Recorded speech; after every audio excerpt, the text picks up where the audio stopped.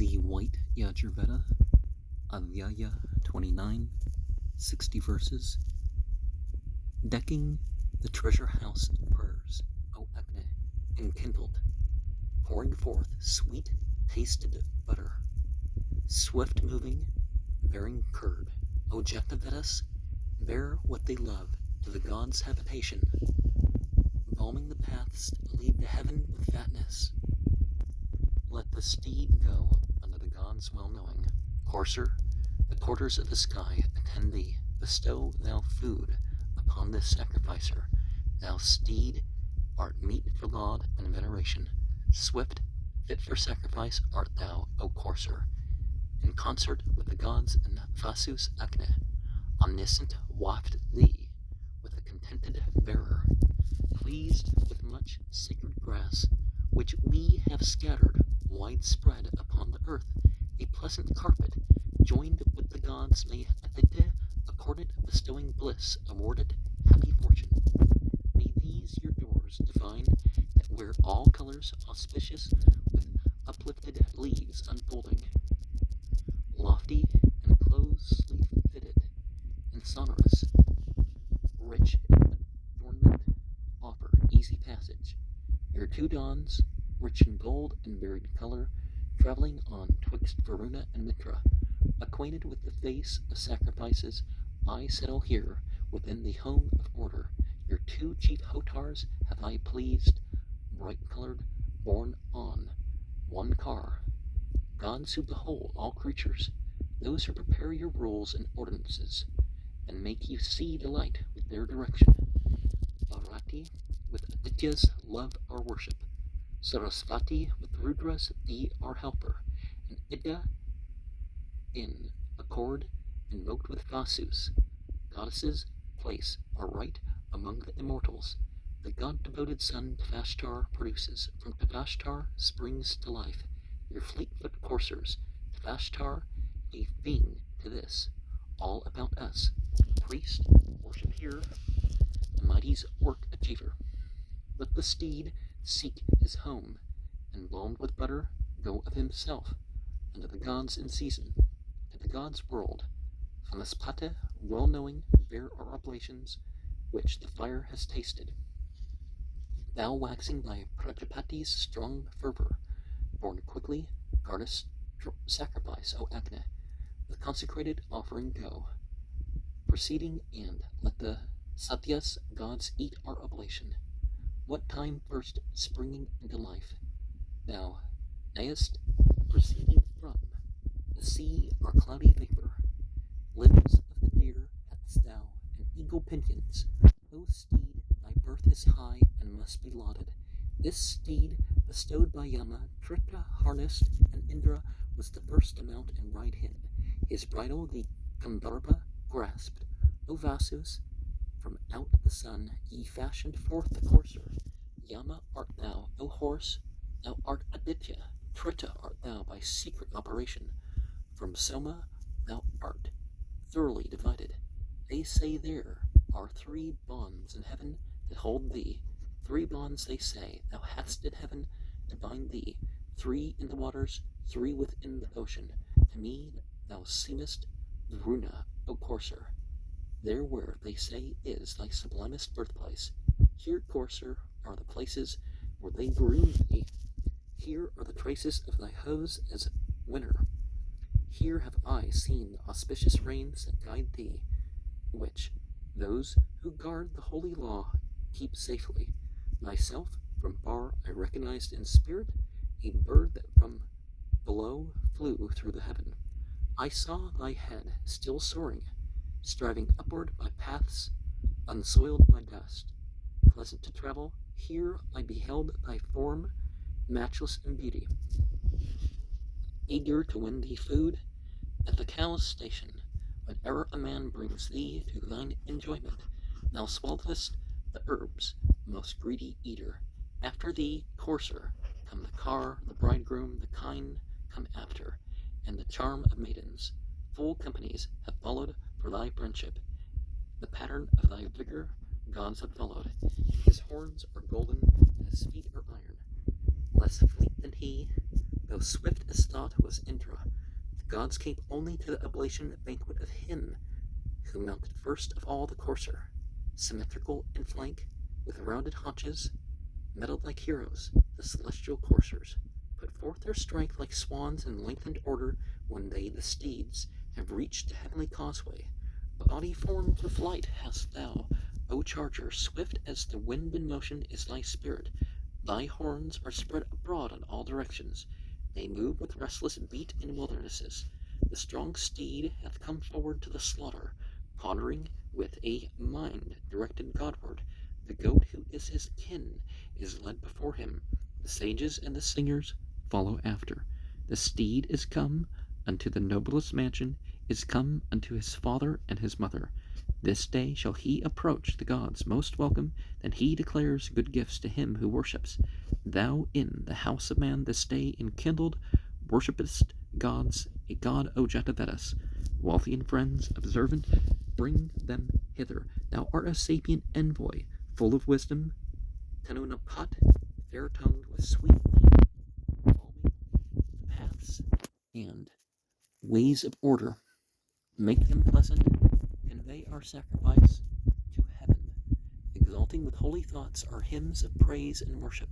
With sacrifice to these, we with laudations will honor holy Narasamsa's greatness. To these, the pure, most wise thought inspirers, gods who enjoy both sorts of our oblations, invoked, deserving laud and adoration. O Agne, come accordant with the Vasus, thou art, O vigorous one, the gods' invoker. So best the sacrificers bring them quickly. By rule, the sacred grass is scattered eastward, a robe to clothe the earth. When dawns are breaking, widely it spreads around and far extended. Fair be the gods, and bringing peace and freedom. Fair for the gods, bringing peace and freedom. Let the expansive doors be widely opened, like wives who deck their beauty for their husbands, lofty, celestial, all-impelling portals. Admit the gods and give them easy access, pouring sweet dews. Let holy night and morning, each close to each, be seated at their station. Lofty celestial dames with gold to deck them, assuming all their fair and radiant beauty. Come, the two chief celestial sweet-voiced Hotars, arranging sacrifice for man to worship, as singers who inspire us in assemblies, showing the eastward light with their direction. Let Bharati come quickly to our worship, and Ida showing like a human being. So let Sarasvati and both her fellows, deft goddesses, on this fair grass be seated. Hotar, more skilled in sacrifice, bring hither with speed today, Gantavashtar, thou who knowest even him who framed these two, the earth and heaven, the parents with their forms and every creature. Send to our offerings, which thyself thou balmest in the companies of gods, in ordered season. Agne, Vanaspata, the immolator, sweeten our offered gift.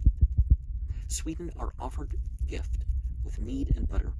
Agne, as soon as he was born, made ready the sacrifice, and was the gods' procedure. May the gods eat our offering, consecrated according to the true priest's voice and guidance. Thou making light where no light was, and form, O men, or form was not, what's born together with the dawns. The warrior's look is like a thunderous rain clouds when, armed with mail, he seeks the lap of battle. Be thou victorious with unwounded body, so let the thickness of thine armor save thee. With bow let us win kind, with bow the battle, with bow be victors in our hot encounters. The bow brings grief and sorrow to the foeman. Armed with the bow may we subdue all regions. Close to his ear, as fain to speak, she presses, holding her well-loved friend in her embraces. Strained on the bow, she whispers like a woman, this bow string that preserves us in the combat. These, meeting like a woman and her lover, bear, mother-like, their child upon their bosom. May the two bow ends, starting swift asunder, scatter in unison the foes who hate us. With many a son, father, and many daughters, he clangs and clashes as he goes to battle, slung on the back, pouring his brood. The quiver vanquishes all opposing bands and armies. Upstanding in the car, the skillful charioteer guides his strong horses on whithersoever he will. See and admire the strength of those controlling reins, which from behind declare the will of him who drives. Horses whose hooves rain dust are neighing loudly, yoked to the chariots, showing forth their vigor, with their 4 feet descending on the foemen. They, never flinching, trample and destroy them. Car-bearer is the name of his oblation, whereon are laid his weapons and his armor. So let us here, each day that passes, honor the helpful car with hearts exceeding joyful. In sweet association with the fathers who gave us life, profound and strong in trouble, unwearied, armed with shafts and wondrous weapons, free, real heroes, conquerors of armies, the Brahmins and the fathers meet their somadrats and graciously inclined, unequaled heaven and earth. Guard us from evil, Pushan, guard us, strengtheners of law, let not the evil wisher master us. Her tooth, a deer dressed in an eagle's feathers, bound with cowhide, launched forth, she flieth onward. There, where the heroes speed hither and thither, there may the arrows shelter and protect us. Avoid as thou whose flight is straight, and let our bodies be as stone. May Soma kindly speak to us, and Aditya protect us well. He lays his blows upon their backs, he deals his strokes upon their thighs. Thou whip who urgest horses drive, sagacious chargers in the fray. It compasses the arm with serpent windings, fending away the friction of the bowstring. So may the brace, well skilled in all its duties, guard manfully the man from every quarter. Lord of the wood, be firm and strong in body, be bearing us, brave victorious hero. Show forth thy strength, compact with straps of leather, and let thy rider win all spoils of battle. Its mighty strength was borrowed from the heaven and earth. Its conquering force was brought from sovereigns of the wood. Honor with holy gifts, the car like Indra's bolt, the car bound round with straps, the vigor of the floods, the bolt of Indra, vanguard of the Marutas, close-knit to Varuna, and child of Mitra. As such, accepting gifts which here we offer, receive, O godlike chariot, these oblations. Send forth thy voice aloud through earth and heaven, and let the world in all its breath regard thee. O drum, accordant with the gods and Indra, drive thou afar, yea, very far, our foemen.